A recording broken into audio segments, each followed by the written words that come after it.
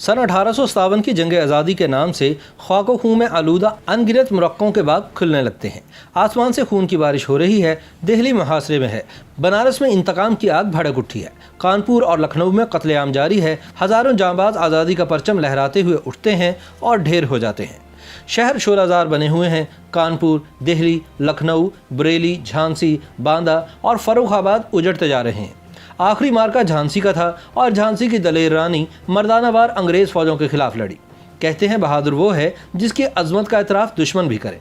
जब रानी ऑफ झांसी का नाम आता है तो अंग्रेज जर्नैलों से लेकर अंग्रेज मुअर्रिखों तक सभी के सर एहतराम से झुक जाते हैं। सन 1857 की जंग आज़ादी की ये हीरोइन अपनी दानाई, दलेरी, इंतज़ामी सलाहियत और जंगजूयाना सिफात की बदौलत तारीख में हमेशा जिंदा रहेगी।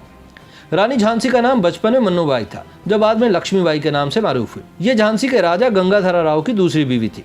गंगाधरा राव ने सन 1853 में वफात पाई। औलाद थी नहीं, इसलिए उसने अपने खानदान के एक लड़के आनंद राव को बेटा बना लिया। ये उस जमाने की बात है जब एक एक करके बरसगीर की तमाम देसी रियासतों को अंग्रेज सल्तनत में शामिल किया जा रहा था। झांसी की रियासत भी बहक सरकार जब्त कर ली गई। झांसी की रानी लक्ष्मीबाई को 5,000 रुपये माहवार पेंशन मुकर्रर हो गई। अलबत्ता शौहर की जाती जायदाद इसके कब्जे में रही। कंपनी सरकार की इस गद्दारी और चीरादस्ती पर रानी झांसी की आंखों में खून उतर आया, लेकिन उसने निहायत दानाई से काम लेकर इस शोले को दबाए रखा ताकि कबल अज़ वक्त भड़क कर रहे सहे असासे को भी राख न कर दे। रानी ने 3 साल निहायत सब्र सुकून से गुजारे और अपनी जाती रियासत का इंतजाम चलाकर गैर मामूली जहानत और सलाहियत कार का सबूत दिया। एक अंग्रेज मौरिख डीवी प्रिस्नस रानी लक्ष्मीबाई के मामूलात ज़िंदगी के बारे में लिखते हैं कि वो अपने रोज़मर्रा मामूलात में निहायत सख्त थी। हर रोज़ दरबार लगाती। हाफजा इस कदर तेज था कि 750 सरदारों में से जो बिलानागा दरबार में हाजिरी देते थे, अगर कोई सरदार किसी दिन हाजिर न होता तो दूसरे दिन जवाब तलब कर लेती। तहाइफ मिलते तो खादिमों में तकसीम कर देती। मर्दाना लिबास पहनती। गहरे नीले रंग का कोट पजामा और टोपी इसका पहनावा था। कमर में दुपट्टा बांधती और 7 शमशीर लटकती हुई। जनाना लिबास से भी परहेज न था। अहकाम कभी मुंशी से लिखवाती, कभी खुद लिखती। हर बात नबे तुले और सादा अल्फाज में होती। रहमदिल इतनी थी कि एक बार हज़ारों फ़कीरों को सर्दी में ठिठुरता हुआ देखा तो शहर के सारे दर्जी बुलवाए और 4 दिन के अंदर ही अंदर कपड़े और कंबल उनके लिए बनवाए और तकसीम किए। मैदान जंग में जख्मियों की मरहम पट्टी की निगरानी भी खुद करते। झांसी की रियासत अंग्रेजों के हाथों जब्त होने के 3 साल बाद जब इनकलाबियों ने झांसी में अंग्रेजों के खिलाफ मोर्चा कायम किया तो अंग्रेज जनरल सरफरोज ये मोर्चा तोड़ने के लिए झांसी की जानिब रवाना हुआ।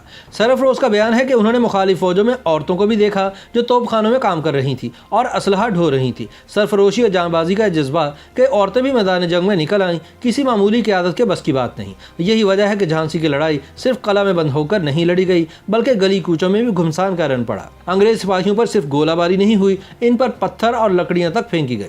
अंग्रेज फौजें झांसी के कला पर 60-60 पाउंड के गोले बरसा रही थी, जो रात में छोटी गेंद की तरह नजर आते थे और दिन की रोशनी में नजर भी ना आते थे।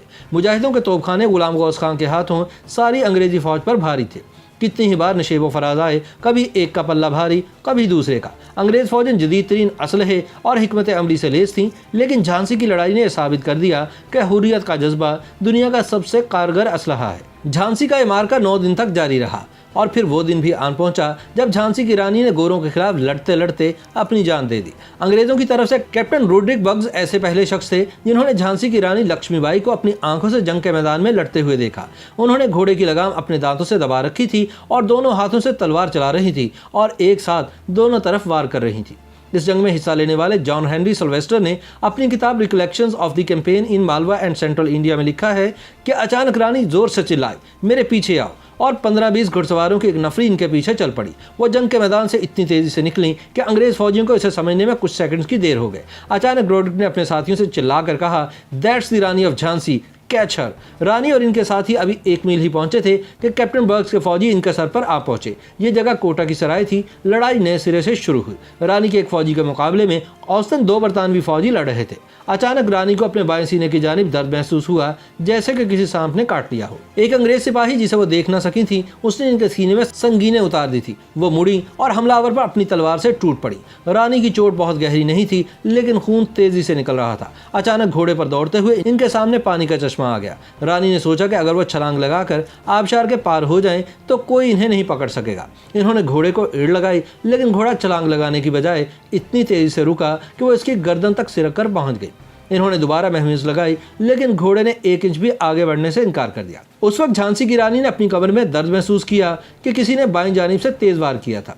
फिर इनको राइफल की एक गोली लगी और तलवार हाथ से छूटकर जमीन पर गिर पड़ी। इन्होंने इसी हाथ से कमर से निकलने वाले खून को रोकने की कोशिश की। इसी हाल में रानी ने अपनी पूरी कुव्वत से एक अंग्रेज फौजी पर तलवार चलाई, जो सिर्फ इसके कंधे को ही जख्मी कर पाई। रानी घोड़े से नीचे गिर पड़ी। इसके बाद इनके फौजियों में से एक ने अपने घोड़े से उतरकर इन्हें गोद में लिया और इन्हें करीबी मंदिर में ले गया। रानी उस वक्त तक जिंदा थी। मंदिर के पुजारी ने इन खुशखोंटों को एक बोतल में रखे दरियाए गंगा के पानी से तर किया। झांसी की रानी की हालत बहुत खराब थी। आहिस्ता आहिस्ता वो अपने हवास खो रही थी। दूसरी जानिब मंदिर के अहाते के बाहर फायरिंग मुसलसल जारी थी। आखिरी सिपाही को मारने के बाद बरतानवी फौजी ने समझा कि इन्होंने अपना काम मुकम्मल कर लिया है। इसके बाद रोडिक ने बुलंद आवाज से कहा, वो मंदिर के अंदर गए हैं, उन पर हमला करो। रानी ऑफ झांसी अभी जिंदा है। दूसरी तरफ पुजारियों ने रानी के लिए आखिरी लम्हात की दुआएं शुरू कर दी। रानी की एक आंख अंग्रेज फौजी की कटार से जख्म से बंद थी। उन्होंने वो मुश्किल अपनी दूसरी आंख खोली। इनकी आंखों में धुंधलापन था और मुंह से वक्फे वक्फे से लफ्ज निकल रहे थे। दामोदर, मैं इसे तुम्हारी निगरानी में छोड़ती हूँ। इसे छावनी ले जाओ, दौड़ो उसे ले जाओ। बमुश्किल उन्होंने अपनी गर्दन से मोतियों का हार निकालने की कोशिश की, लेकिन वो बेहोश हो गए। मंदिर के पुजारी ने इनकी गर्दन से मोतियों का हार निकाला और मुहाफिज के हाथ में देकर कहा, इसे दामोदर के लिए रखें। रानी की सांसें तेजी से चलने लगी। जख्म से निकलने वाला खून फेफड़ों में जमा होने लगा। आहिस्ता आहिस्ता वह डूबने लगी। यकायक इनमें फिर से जान आ गई। इन्होंने कहा कि अंग्रेज़ों को मेरा जिस्म नहीं मिलना चाहिए।